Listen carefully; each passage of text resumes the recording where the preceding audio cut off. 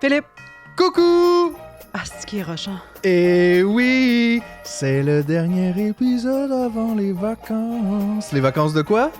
De Papa Noël. Et Maman Noël.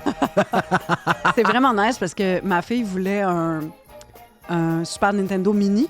Puis j'en ai trouvé un dans le village de La Pêche. C'est fucking loin. Puis le gars, il m'a fait confiance sur Marketplace et je lui ai fait confiance. Et il me l'a envoyé par la poste. Je l'ai pas encore reçu. Mamma mia! Mais à date, je pense que ça marche. La confiance est toujours là. Oui. Et acheter de seconde main, honnêtement, c'est une bonne idée pour plein de raisons. Là. Ouais. Genre, arrêter d'avoir du neuf, c'est du matériel qui existe déjà, qui a déjà servi à quelqu'un, qui resserre, ça remet de l'argent dans l'économie locale parce que ça va pas à un magasin puis à des actionnaires, ça va à quelqu'un. Puis c'est ça. Faut casser la chaîne de l'abus autour des cadeaux neufs. Mais bon, c'est correct. Ben, surtout autour des cadeaux en général. Tu sais, je veux dire, c'est correct, là, on demande pas à personne non plus, puis je me demande pas à moi-même non plus d'être comme zéro cadeau. Tu sais, on est assis dans le noir, puis c'est ça, joyeuse fête! Une orange de Floride. Une orange de Floride. Ben quoi que rendu là, une orange, ça va revenir bientôt comme dans les bonnes Noël. Là. C'est 6 $ l'orange, donc préparez-vous. Ouais. Mais non, mais je suis très content, j'ai très hâte de jouer à la mini SNES. Nous aussi. Moi, j'ai hâte de retrouver mon Zelda A Link to the Past. Ça va être fun. J'avais pas trouvé les bottes rouges en 2006. Mais là, excusez-moi, on n'est pas rendu. Il reste des affaires à gérer avant, dont l'épisode d'aujourd'hui. Oui. Comment ça va, toi, Marie, à l'approche des congés? Moi, ça va mieux que la semaine dernière, cette semaine, parce que cette semaine, on a eu une semaine qui a été très... j'haïs ça, ce mot-là, parce qu'il y a le mot riche dedans, mais ça a été une semaine enrichissante, de plein de manières. On est allé voir Use and Abuse de Christian Lapointe et de Alix Dufresne en improvisation sur une conférence de Alain Deneau. J'anticipe déjà avec intérêt les échanges que nous aurons au terme d'un exposé qui a pour titre « Comment l'industrie culturelle use et abuse de l'art ». Bon.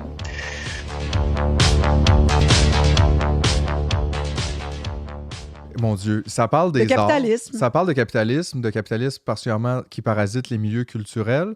Donc, juste pour donner un cadre simple à quelqu'un qui ne l'a pas vu, en gros, on regarde une conférence d'Alain Deneau sur un écran. Qui a été tapée en 2022, genre. Ouais, sur un écran où il parle justement de comment les milieux culturels usent et abusent des artistes. Et pendant ce temps, Christian et Alix font du clown, de la danse, de la performance. C'est un peu Coco Bongo.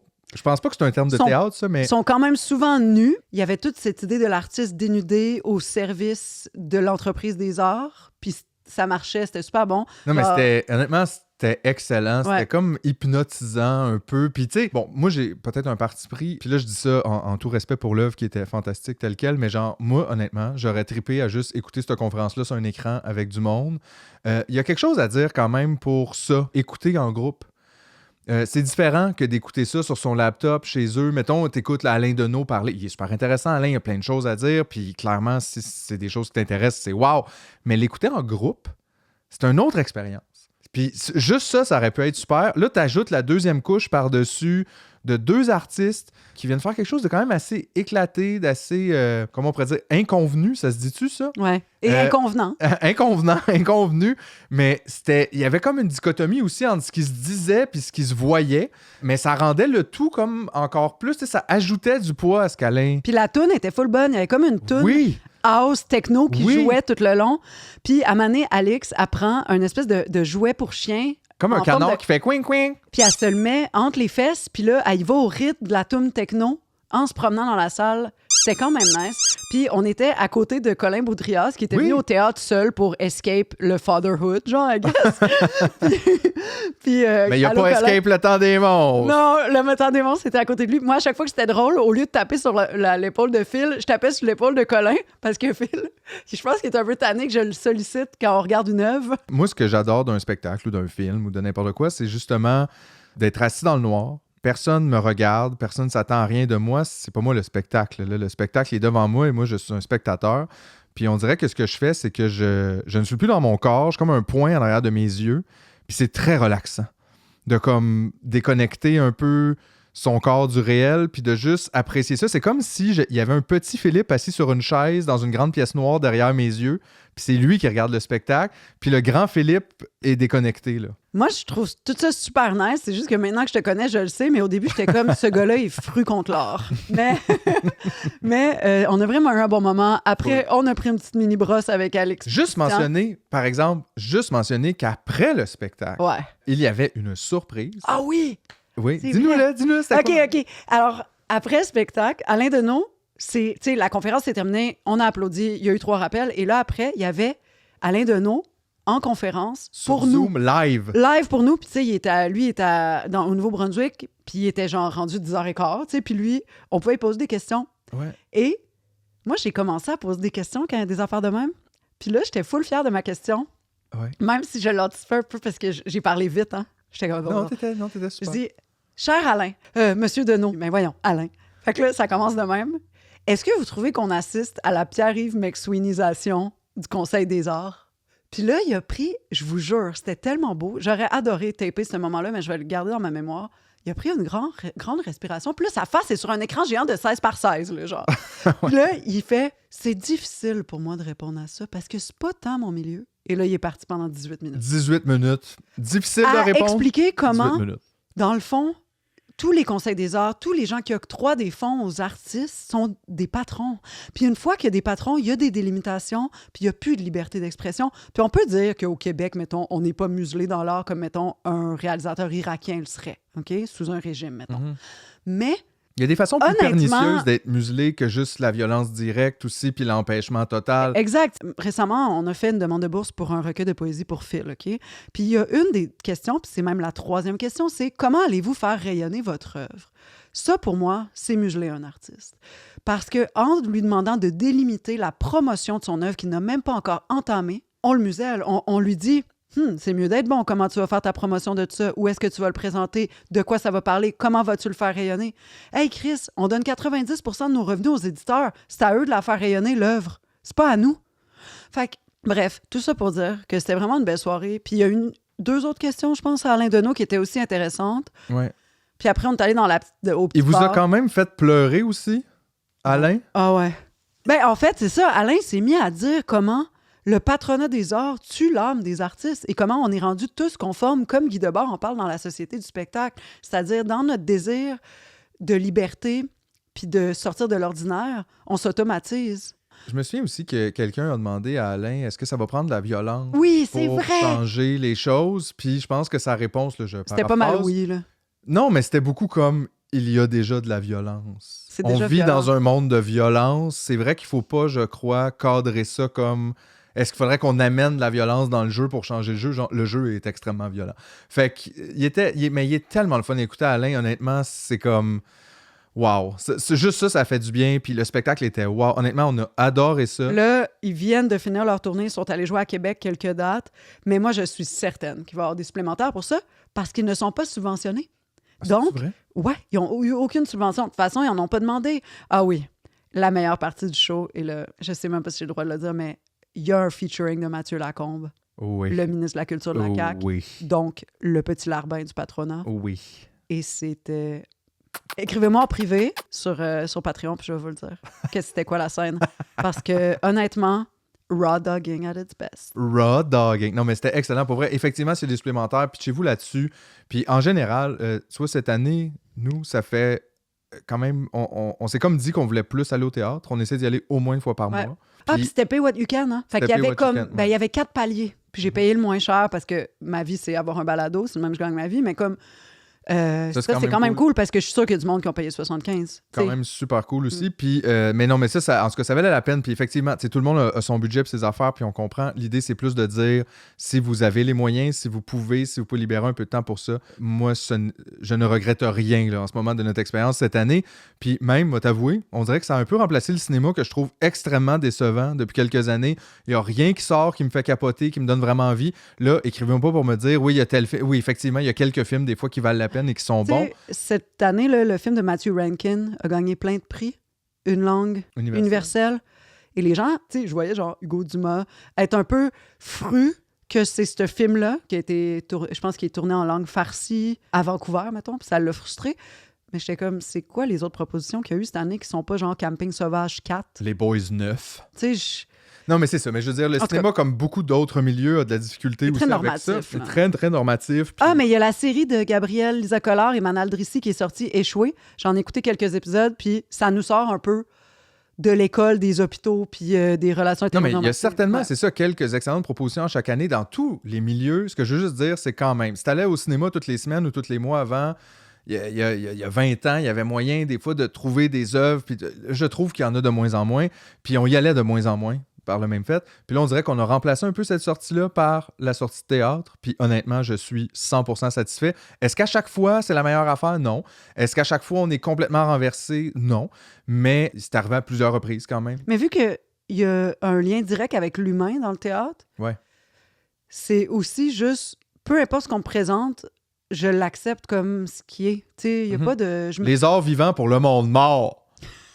C'est nous autres, ça. C'est bon, ça. Là, juste dire aussi, bon, avant de se pitcher dans l'épisode, cette semaine, on a fait une autre sortie culturelle. Très intéressante. On est allé au Palais de justice de Montréal. Ouais. Et oui. Moi et Phil, on a été arrêtés. Oui, Chris, à cause de l'épisode 12.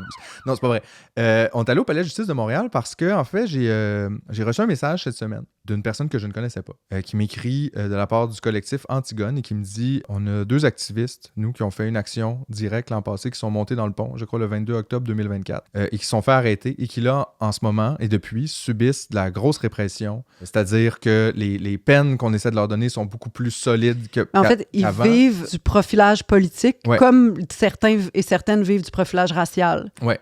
Puis ça, c'est moins reconnu, disons, déjà que le profilage racial n'est pas tellement là, dans le système, mais le profilage politique, c'est quelque chose aussi qui s'en vient ici, qui est déjà installé ailleurs dans le monde. On a d'autres exemples.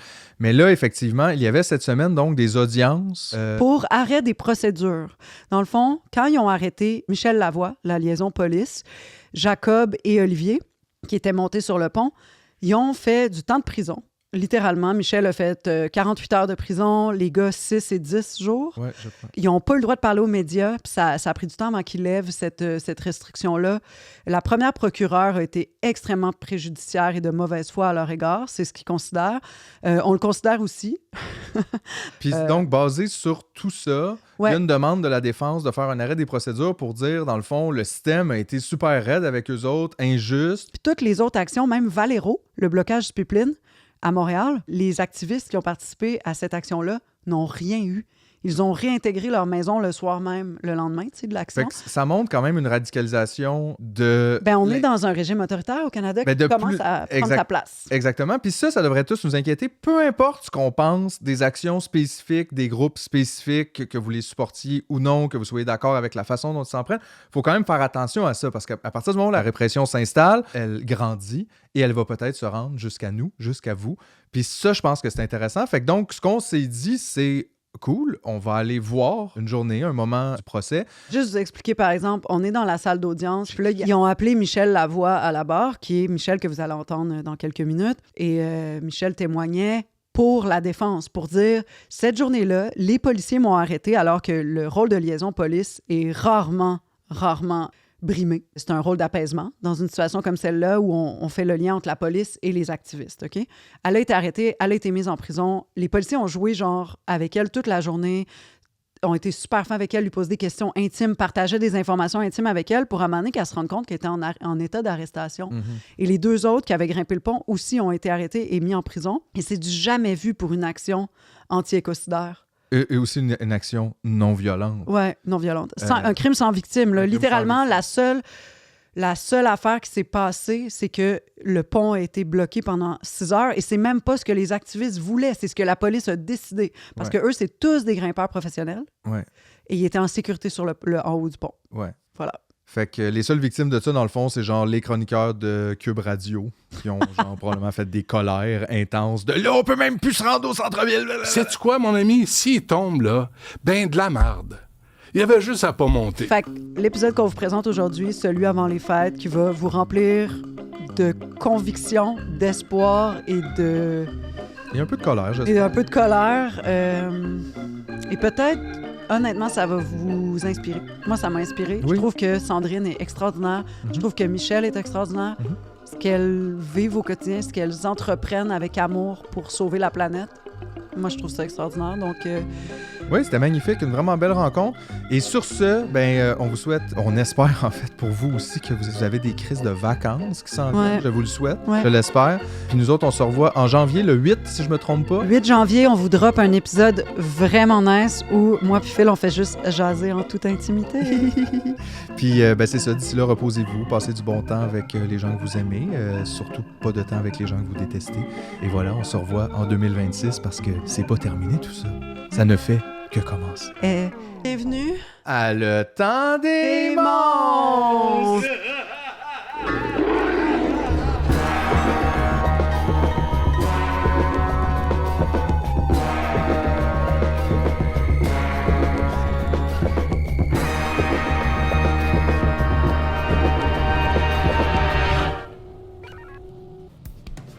Salut, bienvenue au Temps des monstres. Cette semaine, on reçoit 2 anarchistes dangereuses. Ah non, excusez. Salut. Allô. Sandrine. Salut, Michel. Salut. Allô. Ça fait combien de temps que vous connaissez, vous deux? Bonne question. Depuis après l'action de Valero, 2022. Ouais, quelque chose comme ça. 2023. Ouais. Nous, on vous a rencontrés pour la première fois le lundi dernier. Oui, en fait, parce qu'avec le collectif Antigone, avec lequel Michel et moi, on s'implique depuis quelques années, on était en procès en ce moment avec les activistes qui ont grimpé le pont Jacques-Cartier l'année passée, le 22 octobre 2024. Bonsoir, mesdames et messieurs. Alors, des militants écologistes ont escaladé le pont Jacques-Cartier ce matin. Résultat, une heure de pointe difficile partout dans le Grand Montréal. On voyait une image un petit peu plus tôt, justement, des 2 grimpeurs qui tentaient de dérouler leur banderole où il est écrit « Le pétrole nous tue ». Ce qu'ils veulent souligner ce matin, ces activistes de Last Generation Canada et du collectif Antigone, c'est que l'urgence climatique s'est aggravée au cours des 5 dernières années, depuis leur dernier mouvement avec Extinction Rébellion, qui avait aussi bloqué le pont en 2019. Ils veulent que le gouvernement crée une agence nationale pour gérer l'urgence climatique. Et là, ce matin, leur mouvement, ça a des impacts sur le quotidien de plusieurs Montréalais. En fait, là, présentement, on est dans les démarches judiciaires post-action. Puis c'était une semaine particulière où il y avait justement des démarches pour tenter, en fait, de faire annuler le procès, étant donné qu'il y a eu beaucoup de procédures, en fait, qui étaient non conventionnelles dans ce procès-là, et notamment beaucoup de répression. Puis on élargira là-dessus, mais ce qu'on a vu, c'est qu'il y avait non seulement de la répression au niveau du système judiciaire, carcéral, puis au niveau de l'État, mais également aussi au niveau des médias. Et moi, ma tâche au sein du collectif Antigone, c'est surtout de faire la relation médias, puis de travailler à ce niveau-là, d'essayer de faire passer le message. Puis en fait, on essayait d'entrevoir un peu des manières non traditionnelles de passer le message pour justement essayer de faire connaître ce procès-là, parce que c'est une première au Canada, cette forme de répression-là pour des activistes climatiques. Justement, commençons avec ça. C'est quoi le collectif Antigone? Je sais pas si Mimi, tu veux, étant donné que t'es fondatrice. Co-fondatrice. On était une dizaine. On est toujours une dizaine, hein? Ça varie entre 10 et 12. Oui, en fait, on était une gang d'amis militants, militantes. Moi, j'ai milité pendant longtemps avec Greenpeace, là, en fait, à la base. Je faisais beaucoup d'actions de désobéissance civile avec eux. Puis, il y avait un vide à combler, en fait, parce qu'il y avait presque plus d'actions directes qui se faisaient au Québec. Il y avait beaucoup de demandes des groupes pour avoir des formations, savoir comment s'organiser, etc. C'est qu'on s'est dit comme, on a quand même cette expérience-là. On a aussi envie qu'il y ait plus d'actions directes. C'est qu'on a parti le collectif Antigone, puis la première action, en fait, on l'a fait avec Extinction Rebellion. En 2019, tout de suite après la grosse manif de 500 000 personnes qui a servi à Focal. Bien dit! Et à ce moment-là, il y avait Extinction Rebellion qui était vraiment en train de grandir. Il y a eu la première action de blocage du pont Jacques-Cartier qui a été faite à cette époque-là. C'est que d'ailleurs, ça va être intéressant de parler des réactions différentes 5 ans plus tard, vraiment. Ça démontre vraiment la montée de la répression. C'est que ça a été la première action qu'on a fait. Puis par la suite, en fait, c'est ça, on donne des formations, on fait des conférences dans les cégeps, les universités, on accompagne des groupes militants et on apprend aussi d'eux. Puis on fait des formations en escalade industrielle aussi. Ça veut dire escalader des buildings. Oui, c'est ça. Comment escalader des buildings pour essayer de faire passer un message, parce que ça a l'air que le monde il nous écoute plus quand on grimpe sur quelque chose. C'est que, voilà. C'est ce qu'on fait. Quand vous dites action directe, de quoi on parle? Qu'est-ce qui définit une action directe? Bonne question. Une action directe, c'est pas forcément de la désobéissance civile. Il y a plein de moyens qui ont été essayés. Il y a quelque chose qui se passe et on veut perturber, en fait, attirer l'attention ou bloquer. C'est comme une action comme le pont, c'est plus pour faire passer un message. Alors que quand on bloque un pipeline directement avec notre corps, mais là, on est vraiment dans une opposition corporelle à quelque chose qui est en train de nous tuer. C'est qu'il y a vraiment plein de manières de le faire. Mais une action directe, c'est pas nécessairement illégal, en fait. C'est juste comme on pense que c'est ce moyen-là qu'il faut utiliser aujourd'hui pour... C'est un terme un peu parapluie, en fait. Donc, ça inclut autant les manifestations qu'admettons des blocages, qu'admettons de l'éco-sabotage. Donc, c'est vraiment un terme qui englobe tous les types d'actions que des activistes pourraient utiliser. Il n'y a pas de règles. Non. Je ne sais pas si vous êtes familière avec le terme de la fenêtre d'Overton. Oui. Bon, mais moi, on essaie de la ramener vers la gauche, nous autres. Oui, ben c'est ça. Mais ce que je trouve intéressant, c'est qu'on est à une époque où, socialement, on a accepté des choses totalement absurdes, comme justement l'emprise d'une compagnie pétrolière sur une population, un environnement, comme le fait qu'on a largement accepté les nouvelles catastrophes climatiques. T'sais, on est rendu habitué de voir le soleil rouge se coucher durant une période de canicule, mais pourtant, quand des gens décident de prendre action, là, ça, par contre, ça dépasse les bornes. Fait que c'est vraiment une dissonance, en fait, d'avoir accepté les catastrophes climatiques avant d'accepter les gens qui essaient de nous les en empêcher, tu sais. C'est vraiment intéressant. Dans ta lettre ouverte dans Le Devoir, tu parlais de ce soleil rouge. Ouais. Moi, c'est comme ça que je t'ai connue, parce que j'ai partagé cette lettre-là et j'ai capoté sur cette lettre-là. Je me disais, wow, la personne qui a écrit ça est vraiment lucide. Puis Le Devoir devrait avoir des chroniqueurs qui disent ça tous les jours. Ça me fait rire que ça soit toujours des lettres d'opinion qui sont les meilleurs textes dans les journaux traditionnels. Ouais, non, mais Sandrine devrait clairement être chroniqueuse au Devoir. Mais ça fait une couple de lettres ouvertes quand même. Mais ça fait tellement mal. Fais pas ça. Pas, finalement. Non, c'est ça. C'est correct, je vais rester pauvre. Est-ce que tu sens que les gens comprennent-tu vraiment à quel point c'est grave en ce moment? Ben, en fait, déjà, pour l'historique, moi, j'ai fait mes études en écologie, puis justement en vulgarisation scientifique. Puis après ça, c'est sûr que j'ai été aussi shapée par mon militantisme, plusieurs années de militantisme. Puis ce que je remarque, en fait, c'est qu'on a une mauvaise vulgarisation, une mauvaise compréhension de la crise climatique, puis des autres enjeux de la société aussi, là, parce qu'ils sont tous, bien entendu, interreliés. Puis j'ai l'impression que, justement, les médias font pas leur part dans la manière dont l'information est véhiculée. Tu sais, le fait que, justement, l'été, on ait des articles sur comment faire face à la canicule, mais que ça reste sur une perspective individuelle de genre, mange la crème glacée, genre, fais en sorte que, je sais pas, tu aies ton air climatisé plus allumé, ou comme, tu sais, mets-toi des barbouillettes d'eau froide. Ça, c'est une manière, selon moi, qui est totalement absurde, tu sais, de comme juste subir, encore une fois, la crise climatique, au lieu de comme se questionner à pourquoi ça arrive, comment qu'on peut changer ça, comment qu'on pourrait potentiellement, collectivement, résister à ça. Fait que, tu sais, je pense que c'est dans la manière de le proposer, puis dans la manière de le véhiculer qui est mauvaise. Les responsables sont pas nommés. C'est ça, en fait, exact. Il y a des feux de forêt, on sait qui sont les responsables. Absolument. Et, tu sais, moi, je me rappelle, à un moment donné, on parlait, il y avait des feux de forêt qui sont en augmentation à cause des changements climatiques. Et là, on parlait d'un incendie criminel. Il fallait trouver c'est qui la personne qui avait peut-être mis le feu. Ouais. Mais c'est hallucinant quand même. Ouais. On sait c'est qui les responsables, mais c'est pas après eux qu'on court. En tout cas, c'est quoi? Mais il y a quelque chose d'un peu tordu dans tout ça parce que, bon, je devrais peut-être pas me lancer dans une psychanalyse de la population, mais je vais le faire quand même. Tu sais, il y a 30 ou 40 ans, je me souviens d'être au primaire, puis je pense en 5e année, il y a des gens qui étaient venus, je sais pas s'ils étaient de Greenpeace ou d'une autre organisation, nous parler un peu. Dans ce temps-là, c'était la couche d'ozone en particulier, mais il y avait quand même déjà un intérêt chez les scientifiques pour l'écologie, pour les changements climatiques. Mais là, à ce moment-là, la population était très peu au courant de ça, puis on était vraiment dans un moment d'essayer de comme rendre l'information aux gens. J'ai pas l'impression qu'on a le même problème aujourd'hui, c'est-à-dire que l'information, elle est là. Il y a personne qui en a pas entendu parler. Là, on a un problème de le croire. Là, il y a beaucoup de gens qui se sont rangés dans un genre de déni, puis de dire que c'est soit pas les humains, soit qu'il n'y a rien à faire, la planète se réchauffe, complotisme, juste déni général, incapacité de voir à travers ou plus loin que le capitalisme, à l'extérieur de comment on pourrait gérer notre société autrement. On dirait qu'on est rendu là, puis là, c'est ça le nœud du problème. C'est pas tant que les gens ont jamais entendu parler des changements climatiques, mais on dirait qu'il y a un refus d'une grande partie de la population de regarder ça de face. Ça doit être un peu décourageant, ça, quand même, quand on essaie de militer puis d'amener de l'information puis de dire aux gens « Hey, wake up! » Comment qu'on fait? Parce que, tu sais, j'ai l'impression que vous pas... Vous faites des actions, puis il y a une grosse partie de la population qui, influencée par les médias, finit par juste vous voir comme ces gens dérangeants qui bloquent le pont. Oui, absolument. Les gens se sentent confrontés, en fait, aussi, je pense. Ça fait frémir l'économie. Oui, mon Dieu, mais on est face au déni. Tu Tu viens de le nommer, puis je veux dire, c'est un mécanisme naturel du cerveau qui est comme, c'est trop horrible ce qui s'en vient, puis ce qui se passe, je suis pas capable de le gérer.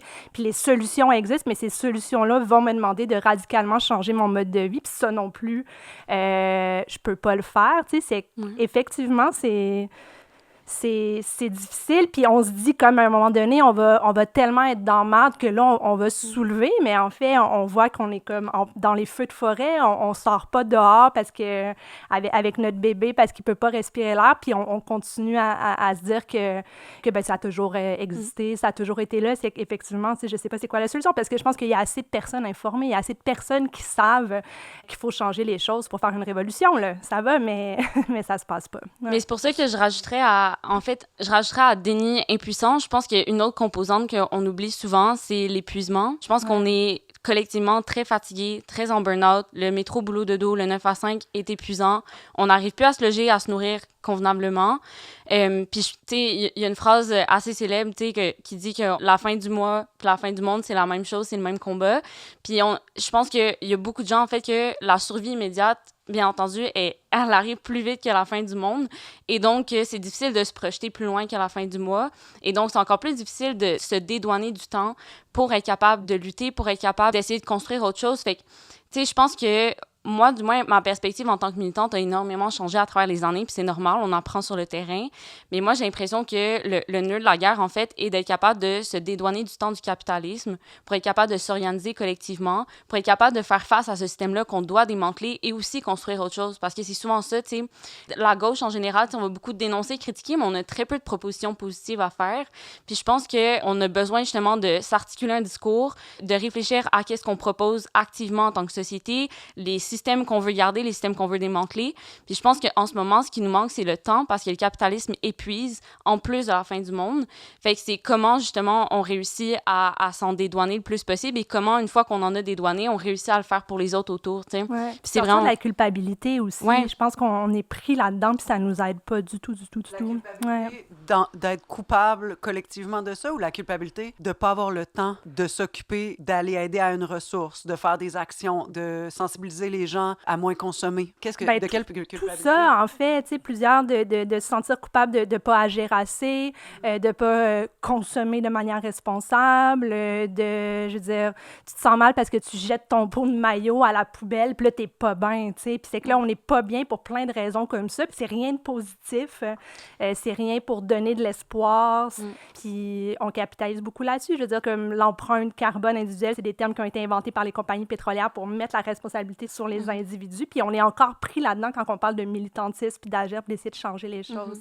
Oui, puis c'est extrêmement dangereux de rentrer dans cette logique-là, parce que là, on peut rentrer dans des logiques justement d'empreinte carbone individuelle, d'arguments sur la surpopulation, d'arguments sur comme, tu sais, mais là, ça pollue plus dans le sud. Il y a plein d'arguments qu'il faut vraiment faire attention puis pas se leurrer pour pas tomber justement dans des dynamiques qui sont finalement oppressantes puis divisantes. Je pense qu'il y a une des statistiques les plus importantes à se souvenir, puis il faudrait faire le background check là-dessus, mais il me semble qu'un ultra-riche va polluer autant dans une semaine que nous, on va faire dans toute notre vie. Fait qu'on peut vraiment se déstresser sur notre peau de maillot, s'il vous plaît. Je pense que comme on essaie juste de survivre à la prochaine semaine, puis je pense que ce qui est important, c'est plus la manière dont on réfléchit puis on s'organise ensemble, tu sais. Ouais, puis voir qu'il y a beaucoup de joie, puis tellement d'amour sur comme lutter collectivement plutôt qu'individuellement, là, ensemble, tu sais, puis... Ouais, je pense qu'il faut en parler plus de ça. Ouais. C'est intéressant, ça, parce que c'est vrai que je pense que de l'extérieur, quand, mettons, la population pense aux militants, toujours cette impression, justement, dans les mots comme « lutte », qu'il y a quelque chose de violent, qu'il y a quelque chose de dark, d'agressif, quand au final, tu viens de le dire, c'est beaucoup d'amour, non seulement pour soi-même, les siens, mais aussi la planète. Tu sais, tout ça, il y a comme quelque chose, j'imagine, de grisant le sentiment de solidarité, tu sais, qu'est-ce qui fait plus de bien que ça, la solidarité dans la vie, tu sais. Ouais. Mais aussi, la lutte, c'est une réponse à un monde violent. Ouais. Absolument. Donc, la lutte d'amour est envers le monde violent et destructeur. Mais on est dans une rhétorique inversée de absolument tout. Tu sais, on est coupable de rien quand on bloque un pont pour faire réaliser des choses aux gens. On est juste responsable, en fait. En tout cas, je le vois comme ça. D'ailleurs, une question que je me pose, qu'est-ce qui vous a radicalisé, vous autres? Excellente question. Je sais pas qu'est-ce qui m'a radicalisée parce que j'ai sincèrement, honnêtement, toujours l'impression que ça a été assez inné. J'étais au secondaire, puis genre, je faisais mes essais sur à quel point le capitalisme, c'est de la merde, là. Mais c'est ça, en fait, je pense que une des choses que j'ai réalisées dans les dernières années, c'est que subir de la violence de plein de manières, tu sais, du système en place, puis de voir aussi la destruction de très proche de ce que tu considères comme ta maison, en être dépossédé, je pense que ça rentre vraiment profond puis viscéral en toi. Puis c'est drôle parce que chez moi, quand j'étais jeune, il y avait une friche à côté de la maison où j'allais. Puis j'allais là tous les jours, j'allais cueillir des fleurs à mes enseignantes. C'est l'endroit où je jouais avec mes amis et tout. Tu sais, c'est dans un petit quartier pauvre à Laval. Puis du jour au lendemain, j'étais au primaire encore. Il y a un matin, j'arrive pour aller chercher des fleurs pour mon enseignante. Puis je m'en vais pour aller chercher les fleurs. Puis il y a juste des bulldozers partout. Puis il y a des condos. Puis ça a été le début de l'embourgeoisement de ce quartier-là, tu sais. Sainte-Rose? Ouais, voilà. Puis, tu sais, quand t'es jeune de même, clairement, tu peux pas articuler la dépossession puis être dépossédé d'un lieu puis d'une maison. Puis pour moi, c'était vraiment un lieu de refuge. Mais tu le vois pareil, tu sais, que béton fait violence sur ta forêt que t'avais. Puis j'ai l'impression que ce sentiment-là est resté, puis il s'est développé aussi en m'engageant dans mon milieu à l'école et tout, en étant de plus en plus sensible aux différentes injustices, que tu fais les liens sur le capitalisme, genre l'extractivisme, puis à quel point tous ces systèmes-là oppriment. Puis surtout en tant que jeune femme aussi, tu sais, on le voit beaucoup, plusieurs autres formes de violence dans le système. Fait que je pense que tout ça ensemble, d'être aussi sensible au monde, je pense que ça fait en sorte que viscéralement, ça reste là. Puis c'est ça, pour moi, c'est une lutte d'amour, tu sais, c'est une réponse à la violence, comme tu le dis. Puis c'est une manière, pour moi, très lucide puis très honnête de répondre à la violence, ben c'est de lutter, tu sais. Ouais. Ben ouais, moi aussi, je pense que c'est venu intuitivement très jeune. Tu sais, je pense que c'est une sensibilité puis une réaction aux injustices. Tu sais, ça passe par le corps. Tu sais, moi, une de mes premières jobs, ça a été à Greenpeace. Puis on me dit, ça te tente de faire une formation en désobéissance civile, puis comme on va aller s'attaquer aux pétrolières. Puis j'étais comme, ouais, je pense que ça me tente, tu sais. Puis la première action que j'ai fait, ben je sais pas, tu le sens dans ton corps que t'es à bonne place, que tu es en train de t'opposer à la bonne chose. J'ai fait ça pendant des années sans même tenter de l'intellectualiser, en fait, puis de me demander pourquoi je le faisais. C'était juste naturel. Ça me fait penser à Mathilde, qui est dans le collectif, qui disait dans un article de Josée Blanchette, en tout cas, peu importe, puis elle disait, mais elle a fait le blocage du pipeline avec nous pour Valero, puis elle était comme, ben moi, c'est la journée de l'année où j'ai eu le moins peur. Puis comme tu le sens que t'es au bon endroit puis t'es en train de faire la bonne chose, tu sais. C'est quoi, je pense que ça passe vraiment par le corps avant de passer par la tête. Ouais, vraiment. Ouais. J'ai passé l'été sur les blocages en opposition au projet de loi 97, là, sur le régime forestier du gouvernement du Québec, puis je me suis jamais sentie autant à la maison que quand j'étais au kilomètre 134 du chemin par an. Salut, je vous fais une petite vidéo rapide, pas scriptée, pour des manières, en fait, de pouvoir soutenir les checkpoints sur le chemin par an si vous pouvez pas vous déplacer sur les territoires et que si vous êtes juste à distance. Fait que je vais vous faire une petite liste des choses qui me passent par la tête en ce moment. La première des choses, c'est sûr qu'on a besoin d'argent pour soutenir les campements. Je vais vous mettre en barre d'infos l'adresse pour les virements Interact pour Robert Echaquan, qui est dans le fond le chef de territoire sur lequel sont les blocages. Puis cet argent-là, sachez que ça va directement pour de la nourriture, pour du gaz, puis pour du matériel de camping qu'on a besoin, comme de la crème solaire puis du chasse-moustique. Fait que c'est vraiment des besoins vitaux, nécessaires, terrain. Cet argent-là va nulle part autre. Puis le gaz, c'est ça, on en a besoin pour tenir la génératrice, pour faire de la surveillance aussi, pour s'assurer que les coupes continuent pas dans notre dos. Fait que c'est vraiment des sous qui sont vitales et qu'on flambe assez rapidement. Donc, faut vraiment, on en a besoin de manière continue. Là, fait qu'hésitez vraiment pas à continuer à partager son adresse courriel. Tu sais, même un petit 50 $, là, ça aide vraiment beaucoup pour s'acheter du gaz ou de la nourriture. Deuxième des choses, ben c'est ça, c'est d'amplifier qu'est-ce qui se passe présentement au blocage. Donc, c'est de repartager les vidéos, d'en parler avec vos amis, de voir dans vos contacts aussi. Je pense que, tu sais, on a besoin de journalistes qui se déplacent sur le terrain. On a besoin de gens qui sont dans des ONG ou qui ont des ressources financières, qui peuvent faire des dons au campement. On a besoin vraiment, tu sais, que ce message-là continue de passer parce que malheureusement, on n'entend pas assez parler dans les médias traditionnels. On n'en parle pas assez, non seulement du projet de loi 87, mais de ce qui se passe sur le terrain, la résistance autochtone qui se passe en ce moment. Fait vraiment d'amplifier le plus possible, que ce soit par les moyens que vous avez, vos réseaux sociaux, si vous avez un certain following. Et on a vraiment besoin de tout le monde à ce niveau-là. Puis la troisième des choses, ben ça va être de réfléchir en fait à justement vos ressources, vos capacités. Si vous avez des skills en communication, on a besoin de vidéos de vulgarisation du PL 97. Si vous avez des skills en mobilisation, en organisation de manif, on en a besoin. Les gardiens du territoire ont appelé aussi à mettre des tipis devant chez vous pour que vous montriez votre appui à la lutte. Donc, que ce soit dans votre fenêtre d'appartement ou sur votre terrain chez vous, de montrer que vous appuyez en fait la résistance autochtone, puis vous êtes contre le PL 97. On a vraiment besoin en fait que ça fasse un mouvement de masse. Fait que vraiment, tu sais, réfléchissez aux capacités que vous avez, aux moyens que vous avez avec vous. Si vous êtes à Montréal, il y a déjà quelques groupes qui s'organisent pour faire des levées de fonds, pour ramasser des fonds, qui s'organisent pour des manifestations. Fait que n'hésitez vraiment pas à nous écrire sur la page Instagram. On va vous rediriger aux personnes qui s'organisent pour ça. Mais vraiment, c'est une invitation large à se rendre légitime pour lutter contre le PL 97 puis à soutenir le plus possible les blocages, mais aussi toutes les autres mobilisations qui se passent parce que c'est un enjeu qui nous touche tous, c'est nos forêts, notre avenir, puis il faut qu'on se batte ensemble. Mamo. Merci, bye. Je voulais tellement aller vous rejoindre. Ouais.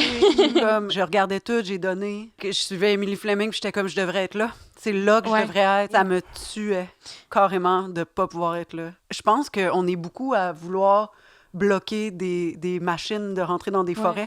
C'est juste que, justement, on est pris à la gorge par le capitalisme et nos obligations familiales et économiques, tu sais. Mm-hmm. Puis je pense qu'on n'en voit pas le bout aussi. J'ai l'impression que, tu sais, même si chaque action est importante, quand tu es comme face au déferlement de mauvaises nouvelles, puis tu dis quand même bien, on bloquerait les trucks, cette route-là, que ça va changer. Il y a plein d'autres routes avec plein d'autres trucks, puis plein de mines, puis plein de pétrole, puis plein de...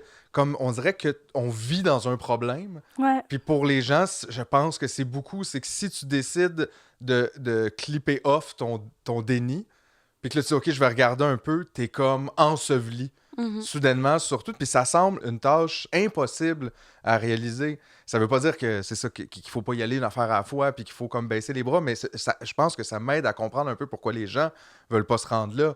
Parce que c'est vrai qu'il y a des journées, quand tu te penches là-dessus, t'es comme, hey mon Dieu, où est-ce qu'on est rendu? Tu sais, où est-ce qu'on est rendu? Bonjour, moi c'est Olivier, on est du collectif Antigone. Avec Jacob, on est toujours sur le pont. Jean Cartier, on est ici pour passer un message. La crise climatique s'empire et les effets de la crise climatique, on les ressent maintenant. Souvent, on disait qu'on voulait militer pour les prochaines générations, mais maintenant, il faut militer pour nous-mêmes. Et parce que les autorités sont non seulement incompétentes pour régler la crise climatique, mais sont incompétents pour nous protéger contre les effets de la crise climatique. Il y a eu des feux de forêt, des inondations, il y a eu des pluies diluviennes et les ouragans deviennent de plus en plus forts, ils montent de plus en plus au nord. Donc, nous, ce qu'on réclame avec le groupe Last Generation, c'est d'avoir une agence fédérale de gestion des crises climatiques. C'est une demande très basique, c'est même pas rapport avec l'écologie, c'est juste la sécurité des gens. Ils ont ça aux États-Unis, ils ont ça dans d'autres pays. Au Canada, on n'est même pas capable de coordonner nos efforts avec les pompiers forestiers qui sont sous-financés. Il n'y en a pas assez. Mais toutes les mesures d'urgence qui sont pas assez en mesure de nous protéger. Et après ça, ben il faut continuer à régler le problème à la source. Il faut accélérer, faire une vraie transition énergétique, pas juste de l'économie verte ou des batteries. Il faut vraiment réduire à la source les énergies fossiles, notre consommation des énergies fossiles. Et il faut être très agressif.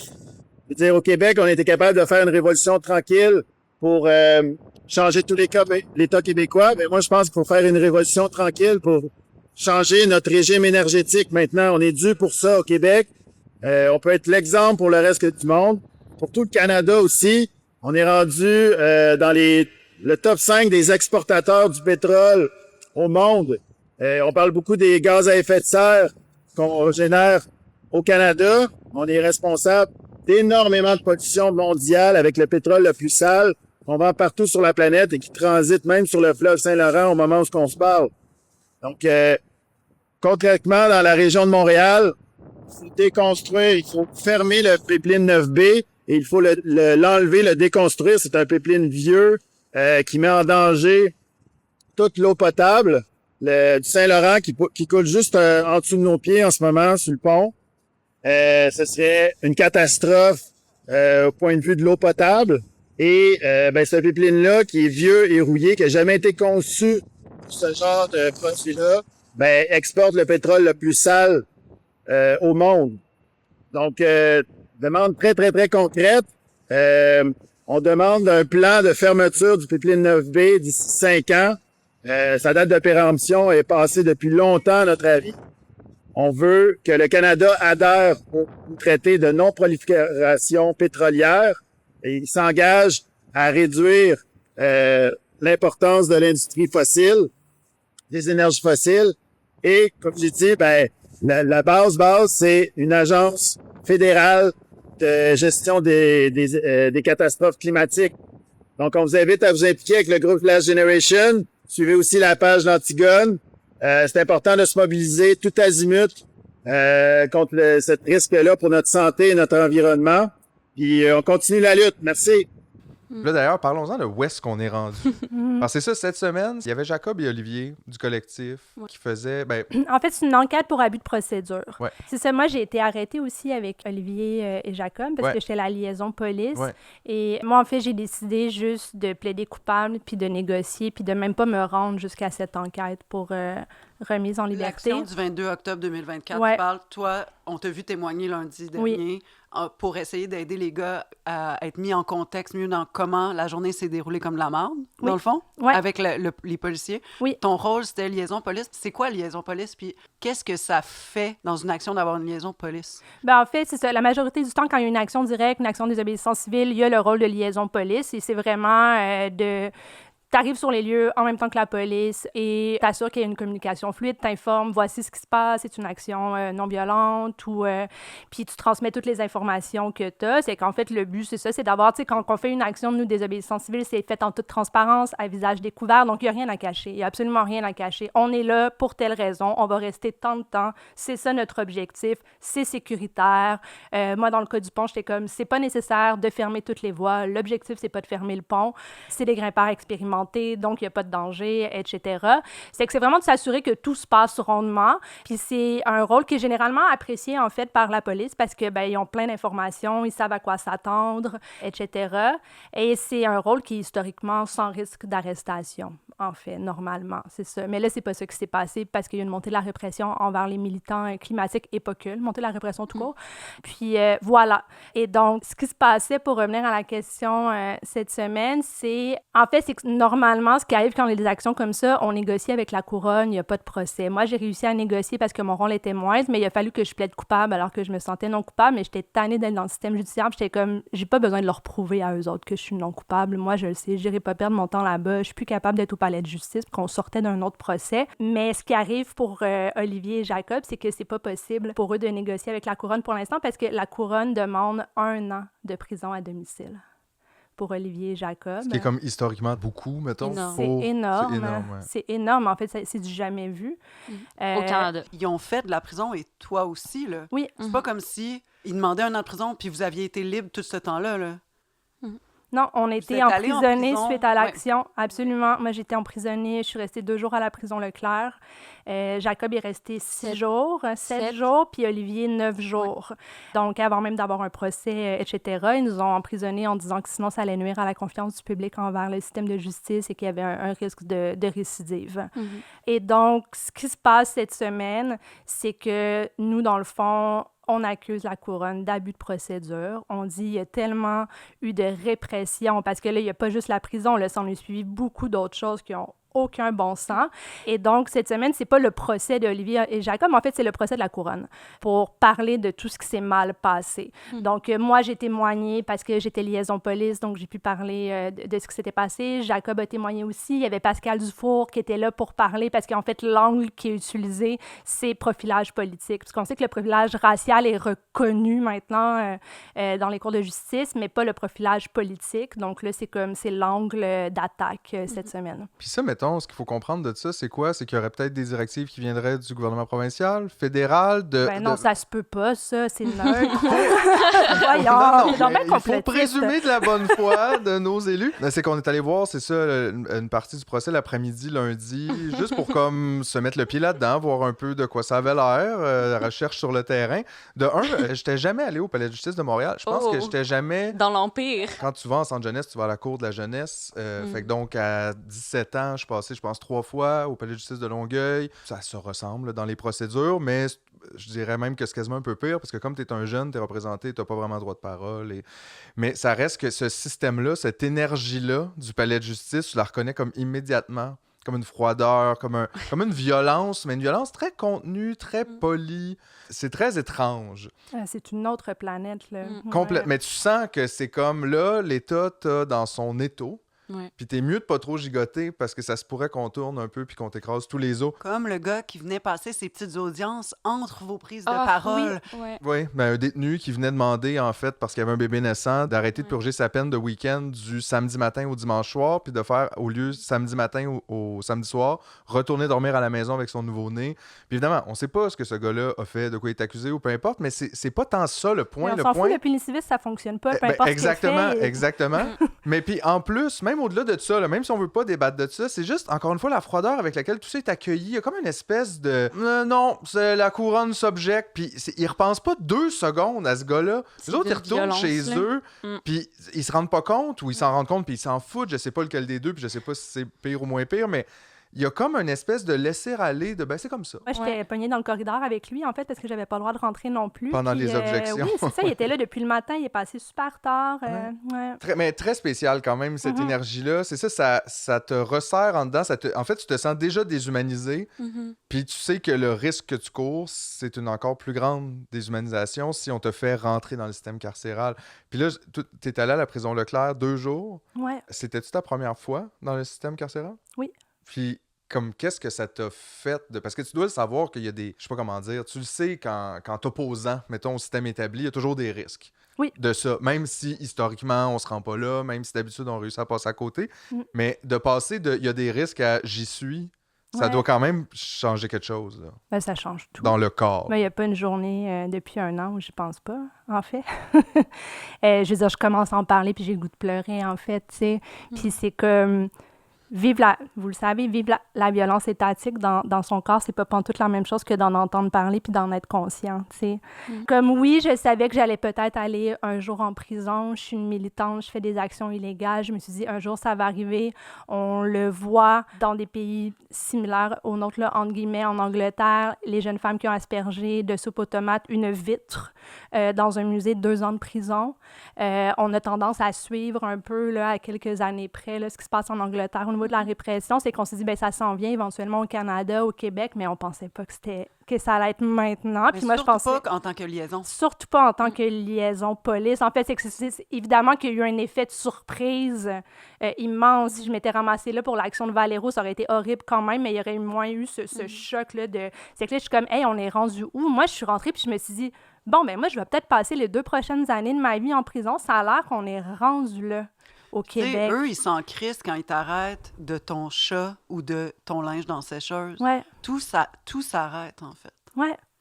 Puis tout s'arrête pour le monde qui t'aime aussi, avec qui tu peux pas avoir de contact. Tu sais, c'est juste 2 jours, mais c'est 1 an. Tu sais, je pense que c'est important pour moi de dire aussi que j'ai juste passé 2 jours en prison, puis que je reste quand même une personne privilégiée, là, même si je suis pauvre.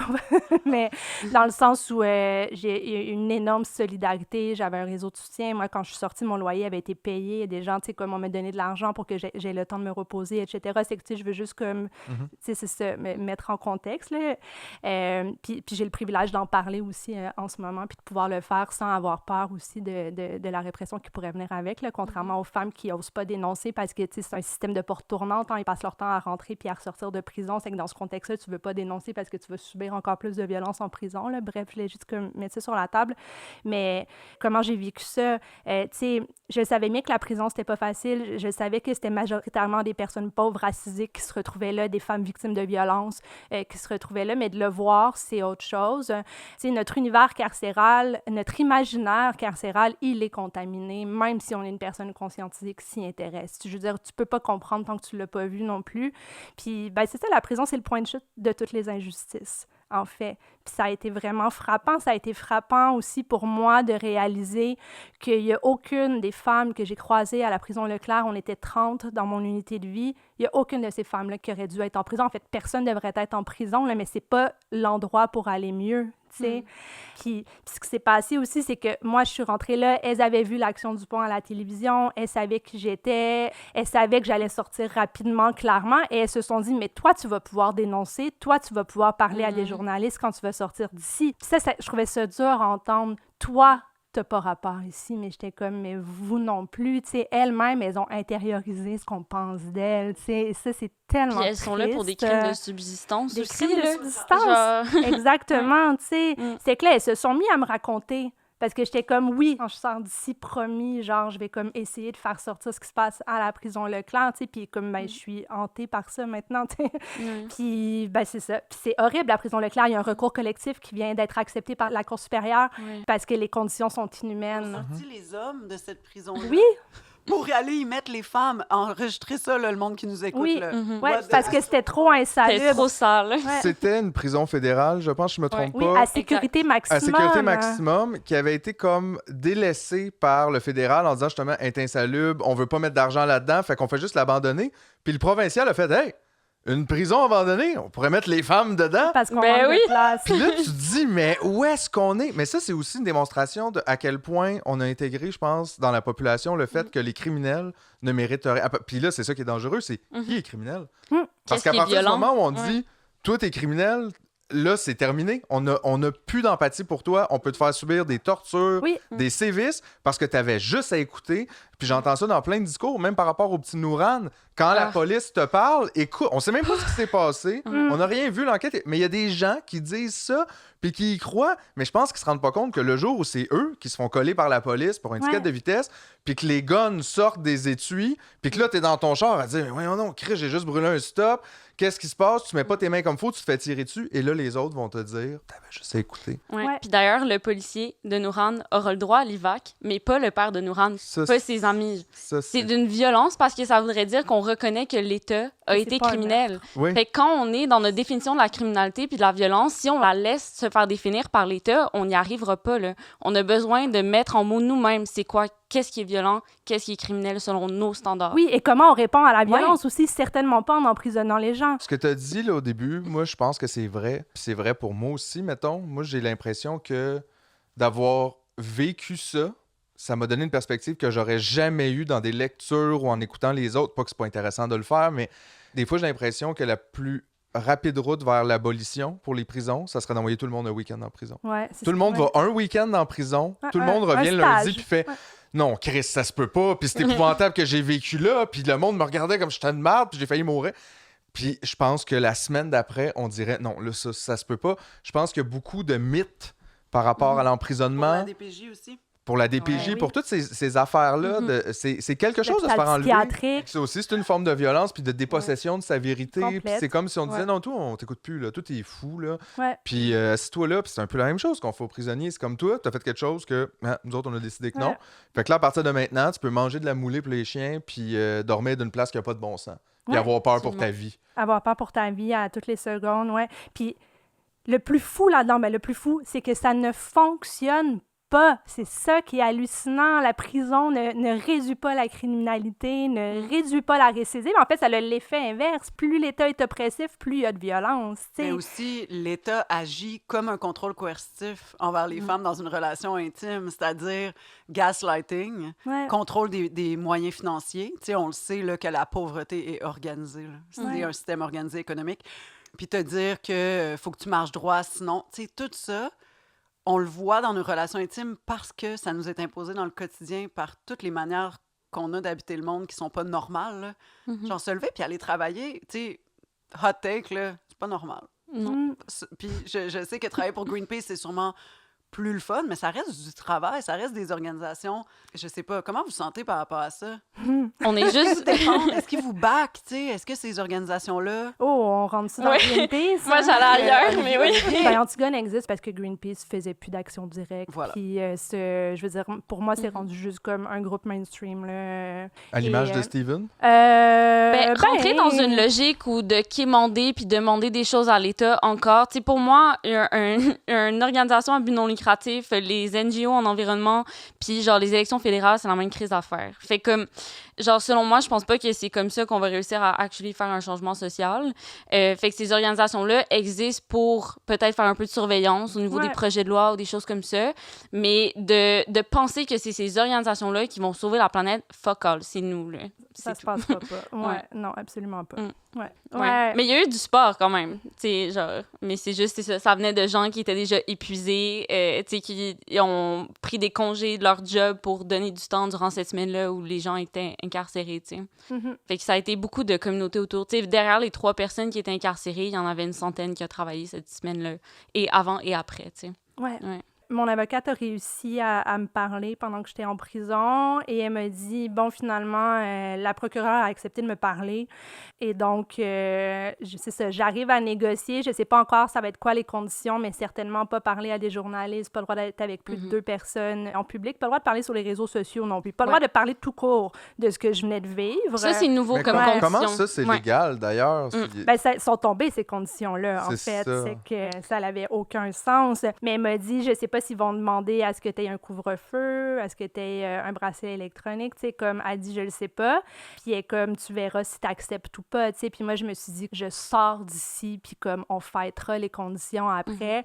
Et en même temps, connaissant Olivier, je savais que lui allait refuser ces conditions-là et que donc, il allait pouvoir les faire enlever là, pour son enquête sur remise en liberté. Ce qui s'est passé, hein, le juge a dit, mais ça n'a aucun bon sens, ces conditions-là, voyons donc. Ça n'a pas de bon sens non plus qu'il ait été en prison, tu sais, puis il a enlevé les conditions. Finalement, quand je suis sortie, ben, tu sais, énormément de solidarité. Ça, c'était beau à voir. Mais nous, on s'en allait en procès après pour Valero, tu sais. C'est que j'ai comme mis ça de côté un peu, la prison, pour me dire, il faut qu'on se concentre sur le procès qui s'en vient. Puis là, ben, ça a été la suite de la violence du système judiciaire, là, tu sais, avec le procès, etc. Puis, ben, c'est dur sortir de prison, là. Je veux dire, je faisais des terreurs nocturnes. Ça prend du temps comme processer tout ce que tu as vu, entendu, comment rester solidaire comme je pouvais pas ignorer les femmes avec qui je venais de passer du temps, qui ont été d'une générosité avec moi. Puis c'est comme la sororité, elle est incroyable là, en prison, là, c'est ça. L'enfer est pavé de sororité, donc ça met un peu d'espoir sur la fin du monde. C'est que j'étais comme, comment je fais pour rester solidaire de ces femmes-là? Je veux pas être le cliché de la femme blanche qui a passé juste 2 jours en prison puis qui sort, qui dit, mon Dieu, c'était donc bien épouvantable. En tout cas, je sais pas si vous comprenez ce que je veux dire, comment témoigner de la violence sans la reproduire en parlant, etc. Là, c'est que j'ai comme, c'est ça, j'ai toujours un peu de difficulté à en parler parce que je veux bien le faire. Hein. Mais c'est ça, après ça a été, ben, il faut dénoncer, il faut en parler, il faut qu'on sache qu'est-ce qui se passe en prison. Puis, ben, tout le processus de déconstruction qui vient avec sortir du punitivisme parce qu'on est complètement brainwashé à ça, là. Tu sais, je veux dire, le collectif Antigone, même pendant le procès, là, on avait été en prison, puis on disait, comme les compagnies pétrolières agissent en toute impunité, mais le mot impunité, il vient du langage carcéral, il vient du langage de l'oppression, comment ça qu'on l'utilise, dans le fond, on veut pas ça pour personne, tu sais. C'est que, en tout cas, je pense que je dis vague, là, mais c'est ça, ça amène toutes ces réflexions-là. Puis, ben, tu sais, tu le disais, tantôt, le 2 jours en prison, c'est comme 1 an, et tu sais, le temps est vraiment, vraiment étrange Moi, je pense que tu es tout à fait légitime d'en parler. Tantôt, quand tu parlais de culpabilité, ça serait nice que tu t'adonnes cette chance-là d'avoir vécu ce traumatisme-là, même en étant blanche, même en étant au Québec, même juste pour 2 jours, parce que c'est complètement dégueulasse que ça te soit arrivé. Je suis terriblement désolée. Ouais, merci. Mais on dirait qu'on se dit comme, tu sais, c'est juste 2 jours, comme, ça va, là, je vais m'en remettre, là, mais c'est parce que c'est 2 jours en enfer, là. Des nuits pas chez vous. Ouais. Ça sent l'eau de Javel. En fait, je pense que tu comprends jamais vraiment la liberté avant qu'on... Non. Sarkozy a dit ça cette semaine. Ouais, c'est ça. Mais d'ailleurs, lui a fait comme 5 livre. fois ta peine à peu près, donc il peut écrire un livre. Oui. qui est sorti 2 mois après être sorti de prison. qui l'a écrit. Quelqu'un l'avait clairement déjà écrit. Shout-out au ghostwriter. Je veux le lire, mais je me dis qu'il faudrait pas que je fasse ça. Mais... Non, mais si tu lis puis tu le brûles après, je pense que... Ouais. Mais tu sais, puis je pense que c'est important parce que là, de voir justement cette répression-là qui devient comme plus solide contre les gens qui manifestent, contre les gens qui militent, contre votre collectif, contre les organismes, c'est évident que c'est une dérive qui va finir par concerner tout le monde. Oui. Mm-hmm. Parce que là, on commence toujours par les éléments, mettons, les plus minoritaires, les plus radicaux. Ouais. Mais éventuellement, ça va se rendre aux syndicats, aux étudiants. Mais cette semaine, ils ont annoncé dans le nouveau projet de loi C2, je crois, là, il y en a tellement en ce moment. Ouais. Que maintenant, à une manif, un policier peut ouvrir ton sac sans ton accord, Ouais. Ah mais ouais, ils savent pas comment faire ça sans être complètement bourru et fru. C'est le fun parce que les policiers peuvent ouvrir ton sac sans ton accord, mais toi, tu peux pas ouvrir ton sac devant un policier sans son accord. C'est vraiment compliqué, les sacs et la police. Parce que sinon, là. tu vas te prendre une balle. Il y a un préjudice aussi, comme quoi les feux d'artifice en manif, c'est rendu une arme à feu. Donc, il y a plein de formes comme ça de répression qu'on a vues à travers les 2 dernières années. Puis, tu sais, c'est ça, si je peux faire un peu un timeline rapide des formes de répression qu'on a vues avec l'action du pont, mais également dans les milieux depuis 2 ans. Tu sais, au niveau du pont, là, il y a eu l'action. Et tout de suite, bien entendu, les médias ont commencé à couvrir puis à faire passer le message des activistes. Puis la journée même ou la journée d'après, pendant que Michel, Olivier et Jacob étaient en prison, le ministre de la Sécurité publique à l'époque, M. Bonnardel, a critiqué les médias de leur avoir laissé un espace pour faire passer leur message. Les anarchistes. Exactement. Les anarchistes propagandistes, ça, c'était le terme. Puis après ça, bon, l'Association des journalistes a répliqué. Mais déjà, de voir que le ministre peut critiquer, réprimander et contrôler, avec son influence de ministre, les médias. Et après ça, que dans les conditions de sortie, de libération de tout le monde, il y avait cette interdiction de parler aux médias et de parler sur les réseaux sociaux. Pour moi, là, c'est 2 indicateurs. C'est que déjà, on peut avoir le gouvernement qui vient influencer et réprimander sur qu'est-ce qui est dit dans les médias. Et en plus d'empêcher les activistes et les lanceurs d'alerte de pouvoir parler librement. Pour moi, ça, c'est des indicateurs qui sont peut-être une pente fatale vers la fin d'une démocratie, tu sais. Je pense qu'on est rendu là au Canada, puis je pense qu'il faut pas se leurrer. Il faut voir ça comme des vrais signaux d'alarme. Parce que là, on en parle beaucoup du pont parce que c'est ce qu'on a vécu dans la dernière année. Mais pour les mouvements de justice sociale, comme le mouvement pro-palestinien, ça a été largement dénigré par les médias, silencé. Il y a eu énormément de répression policière. Il y a eu des emprisonnements. Des emprisonnements, des arrestations. Il y a eu des house raids. En Angleterre, c'est terroriste. Ouais. Mais ici aussi, toute l'histoire Ici des aussi, prières de rue, c'est comme ça que les médias l'ont spiné. Mm-hmm. Puis là, c'est devenu un thing dans la culture populaire que les gens se disent ouais, c'est vrai qu'il n'y aura pas de prière de rue. Il n'y a pas de prière de rue. Il y a des gens qui lisent les noms des enfants. Oui, puis c'est pas comme ça, on manquait de vraies menaces. Puis s'il y en a, let people be, genre, c'est comme ça serait correct aussi, tu sais, que comme il y a une manifestation où il y a un peu plus de spiritualité puis que les gens essaient de se connecter à genre un greater good, genre. Tu sais, puis il y a tout cet aspect-là que je pense que c'est facile, puis je voulais toucher à ça tantôt, mais comme c'est tellement facile dans un système, puis à travers les médias, surtout les médias qui appartiennent à l'État, de justement formuler des lignes de communication qui font en sorte qu'on saillisse entre nous, au lieu de réaliser que les vrais ennemis, en fait, sont ces ultra-riches, sont ces super-puissants qui, justement, contrôlent non seulement les médias, mais les grandes compagnies. Tu sais, c'est beaucoup plus facile de se dire « Ah, mais on va juste haïr le voisin » ou « On va mettre ça de la faute sur les personnes nouvellement immigrantes » parce que c'est beaucoup plus facile, puis le target est beaucoup plus imaginable aussi. Tandis que quand on pense à ces grandes corporations, à ces systèmes complexes à démanteler, on dirait que notre imaginaire y arrive pas. Fait qu'on dirait que c'est plus facile, dans une forme de déni, d'impuissance ou toutes ces choses, de se dire « OK, ben on va juste partager la colère qu'on ressent parce qu'on est frustré du 9 à 5 puis du métro boulot dodo puis on est épuisé. On va la colisser genre aux activistes en haut du pont Jacques-Cartier à la place de dire que peut-être que le problème, ben, c'est le système en soi puis c'est notre gouvernement puis c'est les grandes compagnies, tu sais. Ouais. Mic drop. Moi, je suis très mic drop, puis aussi, j'aurais aimé ça être brillante de même à 26 ans. Sandrine est incroyable. Je fais pas de l'âgisme, là. Genre, je comprends qu'on a tous nos chemins. Tu sais, on a toutes et tous nos chemins, mais tabarouette, peux-tu, toi, t'es-tu là pour nous représenter? Ah, je ferais pas de politique institutionnelle, non. C'est ce que tu dis maintenant. Ouais. Ouais, c'est ça. Ouais. Je deviendrai pas comme Steven Guilbeault. On te le souhaite. Ouais, on se le souhaite. Parlons-en un peu de Valero, parce que c'est revenu comme 2-3 fois. Ouais. Puis c'est drôle parce qu'avant que tu arrives, j'ai lu ton texte dans le recueil que Sandrine nous a donné. Ouais. 11 brefs essais sur la justice climatique. J'ai trouvé ça très touchant. Comment dire? Ben, premièrement, juste mettre en contexte, c'était quoi l'action Valero? Exactement. En 2022, on a bloqué le terminal pétrolier Valero de la ligne 9B, une installation qui crache plus de 300 000 barils de pétrole par jour. La ligne 9B est vieille, érodée et risque de fuir à tout moment, ce qui polluerait l'eau de plus de 3 millions de Québécois et Québécoises. 12 activistes, 24 heures de blocage et 3,5 millions de pertes pour l'entreprise. L'action est un succès. En fait, le terminal Valero, c'est la fin du pipeline 9B, qui est un pipeline qui achemine du pétrole issu des sables bitumineux de Sarnia en Ontario jusqu'à Montréal. Donc, c'est la fin de la ligne 9B. Après, ça s'en va sur des pétroliers, puis ça s'en va être distribué un peu partout. Et donc, le pipeline 9B, c'est un pipeline qui va avoir bientôt 50 ans, qui est complètement érodé. Il y a déjà eu des fuites, etc. Et le flux de ce pipeline-là a été inversé il y a quelques années, parce qu'avant, il allait de l'autre bord. Il allait du Québec vers l'ouest. Et on voulait augmenter la production du pétrole issu des sables bitumineux, donc on avait besoin de moyens de transport. Puis on s'est dit, on va inverser le flux de ce pipeline-là complètement désuet, puis on va l'utiliser. C'est une bombe à retardement, là. Tu sais, ça menace l'eau potable de 3 millions de personnes, en plus d'être directement relié à l'augmentation de la production du pétrole issu des sables bitumineux. Donc, c'est un pipeline qui est directement relié à des milliers de morts par jour liés au changement climatique. Tu sais. C'est que nous, on s'est dit, ça me semble une bonne cible pour s'attaquer à l'industrie pétrolière. Et donc, on était 12 activistes et on est allé bloquer ce pipeline-là pendant 24 heures. Donc, on a déposé un conteneur à l'entrée du site, à l'intérieur duquel il y avait des femmes qui étaient enchaînées à l'extérieur aussi, pendant qu'on était 6 grimpeuses et grimpeurs à grimper sur les tours de chargement pour empêcher le ravitaillement des navires.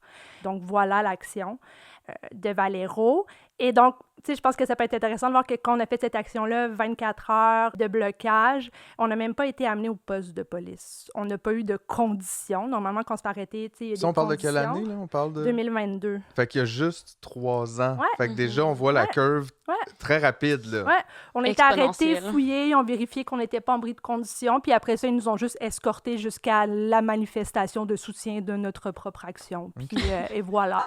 Ouais, on avait tout ce dont on avait besoin avec nous. Il y avait une liaison police qui n'a pas été arrêtée, qui a été très appréciée d'ailleurs par la police. Puis d'ailleurs, cette liaison police-là, c'était François qui est membre du collectif Antigone. Et François, la police, des fois, l'appelle pour dire « Hey, il y a une manifestation à tel endroit, tu connais-tu cette gang-là? T'es sûr qu'ils sont non-violents? » C'est que la police nous fait confiance parce qu'ils savent qu'on ne va pas créer de danger. Tu sais. Est-ce que après, ils se sont réunis puis ils ont fermé le pipeline?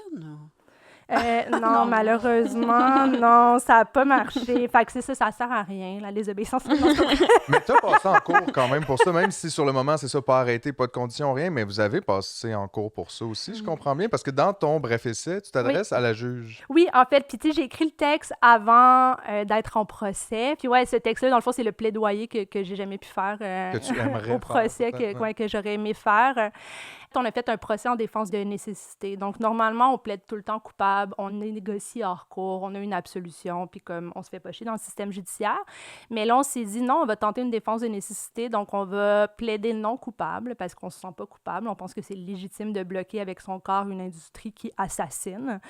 Donc, on a eu un procès en défense de nécessité où on a fait témoigner des experts du climat qui sont venus dire que c'était la fin du monde et que le pipeline 9B y était grandement relié, que donc, comme tous les moyens légaux n'ont pas fonctionné pour faire fermer ce pipeline-là, on n'avait pas le choix de le bloquer avec notre corps.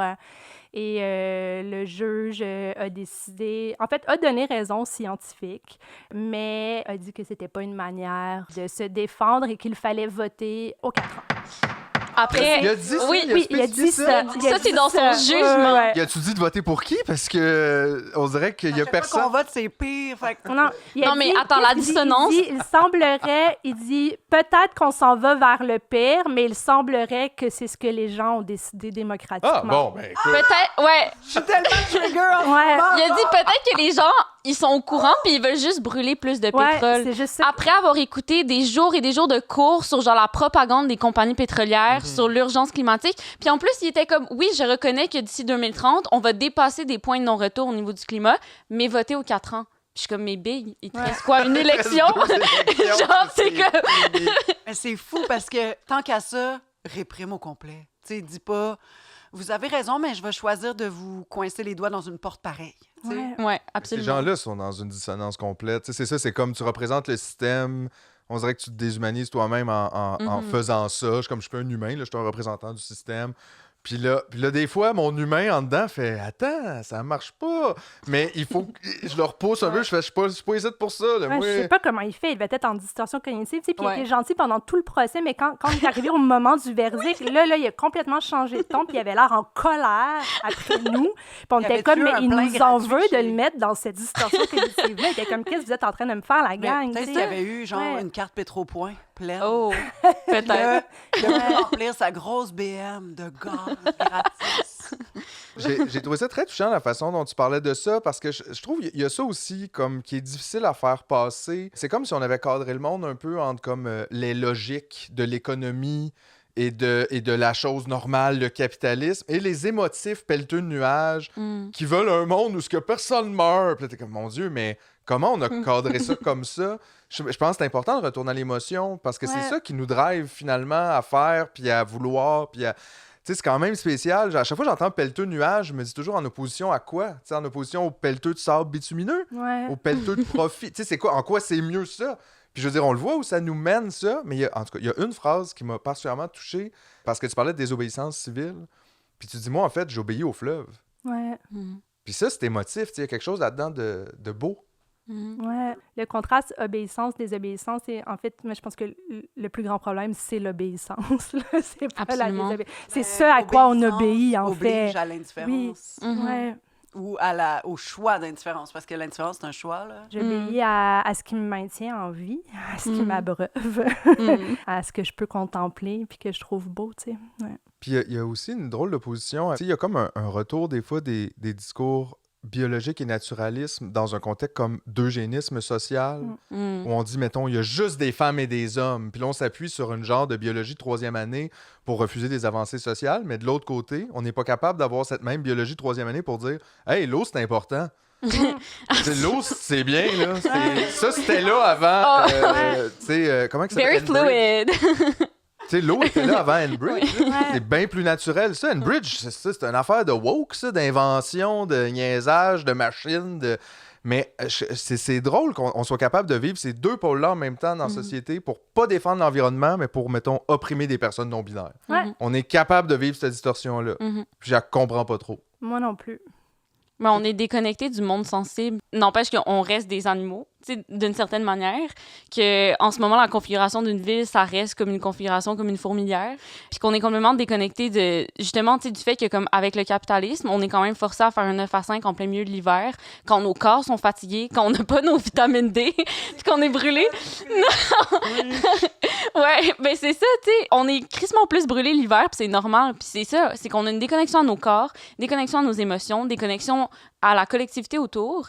Puis en plus de ça, tu sais, le système est comme mécanisé, tu sais, pour notre apathie, pour le sentiment de juste dire, justement, ah oui, ben c'est plus facile de juste accepter les choses comme c'est que d'avoir d'autres formes d'imaginaire.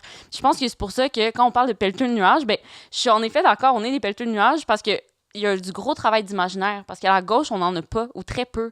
Puis il faut qu'on fasse ce travail-là. Fait qu'il va falloir en crise qu'on réfléchisse à qu'est-ce qu'on veut, puis qu'on ait des propositions concrètes, factuelles, matérielles.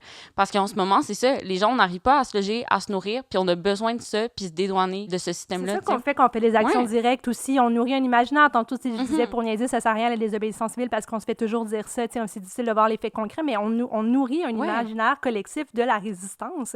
Et on a besoin que ça existe si on veut qu'il y ait résistance.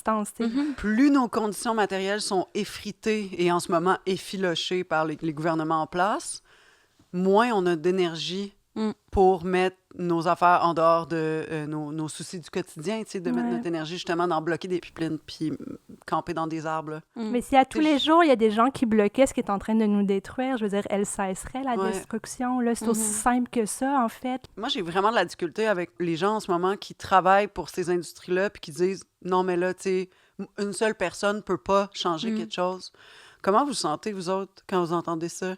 Que la majorité de nos privilèges sont issus des luttes collectives qui nous ont précédés, en fait. On profite quotidiennement de toutes les luttes collectives. C'est pas une seule personne, en fait, c'est ça. C'est pas individuellement qu'on va y arriver, mais joignons une lutte collective qui nous ressemble, qui nous fait vibrer.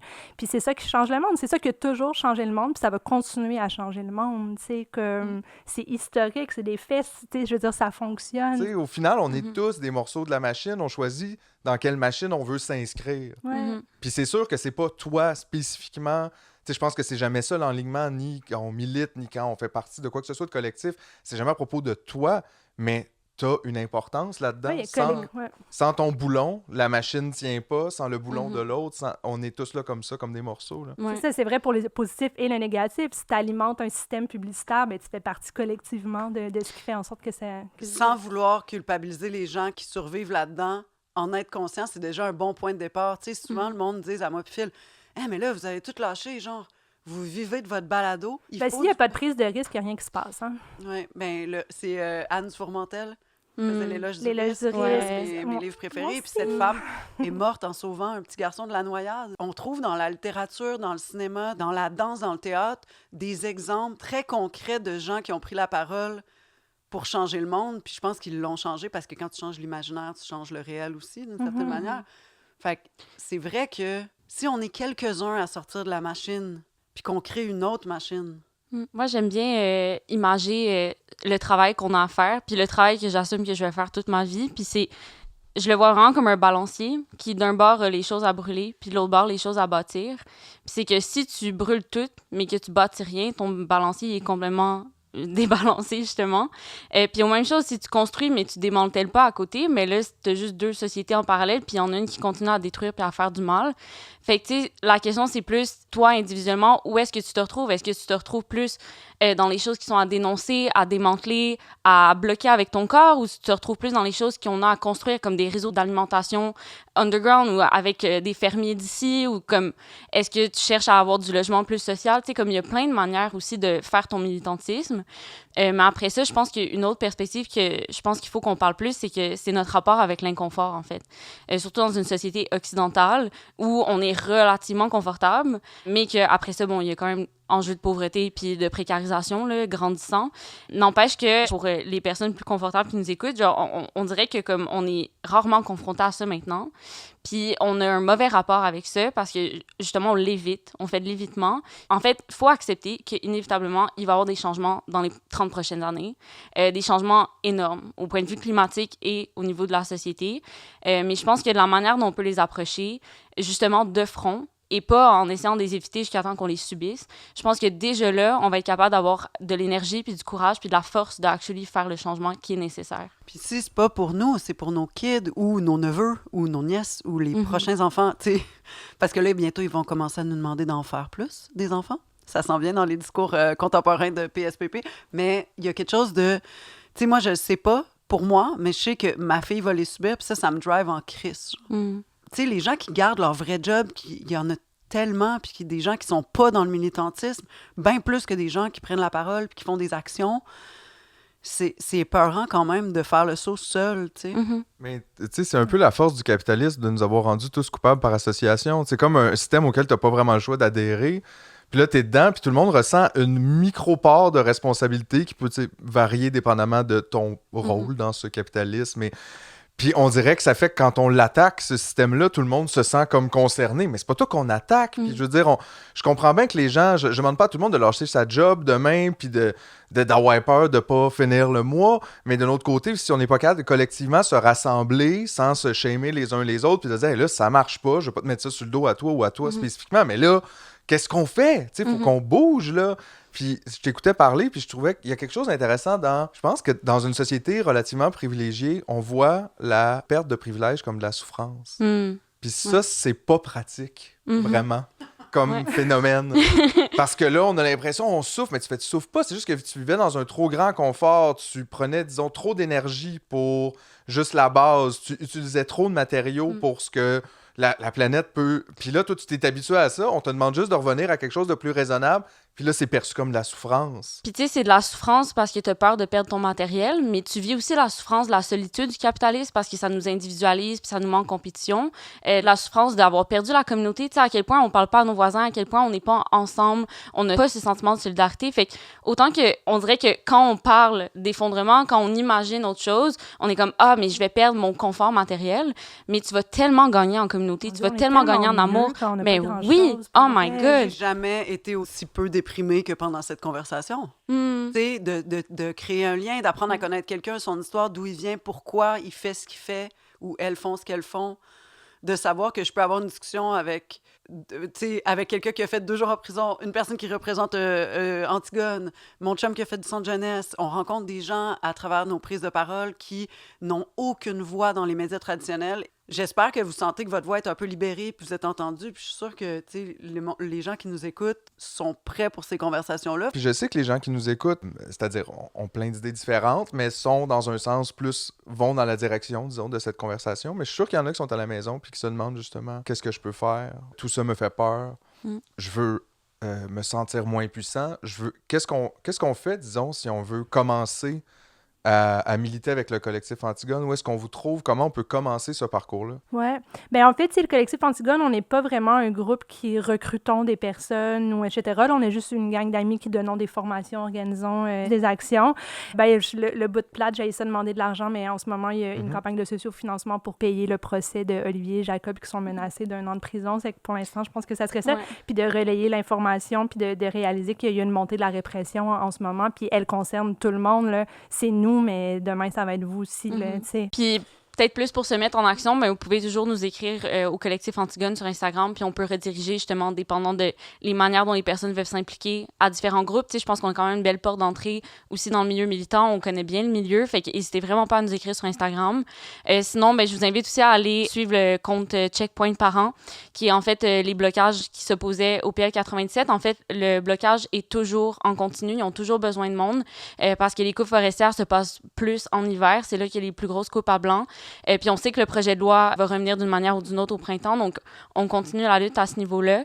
Puis sinon, ben, je vous invite, c'est ça, à vous questionner un peu sur les manières dont vous pouvez vous dédouaner du temps, de peut-être refuser le capitalisme dans votre quotidien. C'est justement une manière de reprendre du pouvoir sur vous, puis après ça, de pouvoir le rediriger à votre communauté. Je pense que c'est déjà des premiers bons pas pour commencer. C'est faire des repas à ses voisins ou juste... Ouais, 100%. S'intéresser à comment les gens vont dans le bloc. Littéralement, des fois, c'est juste ça, c'est de check-in, puis...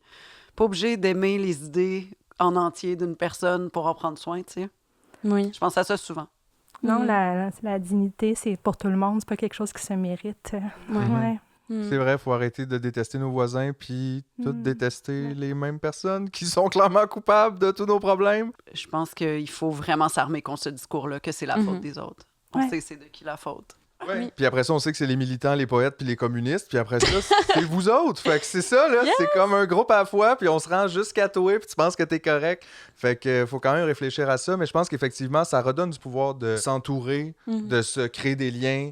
Puis de voir ça aussi, tu sais, ça a vraiment l'air niaiseux, mais je pense un pas à la fois. Tu sais, personne demande à personne de se lever un matin puis d'être rendu à la tête d'un collectif ou de faire des actions de grande envergure. On peut prendre ça une petite bouchée à la fois. Mais c'est important de commencer. Puis tu sais pas jusqu'où tu peux te rendre. Et d'être solidaire aussi de ces formes d'actions-là, même si... C'est ça, d'aller dans une solidarité radicale, en fait. Puis se tenir aussi du côté des punis. Oui, puis... Parce que, ben en fait, n'importe qui vit de la répression. Repenser la punition. Puis aussi, ben, s'abonner au panier bleu. Hein? Le panier bleu, commandé et recommandé. Mais comme qu'on ait un fou rire de fin. C'est bon, ça a marché. Merci tout le monde. Bye!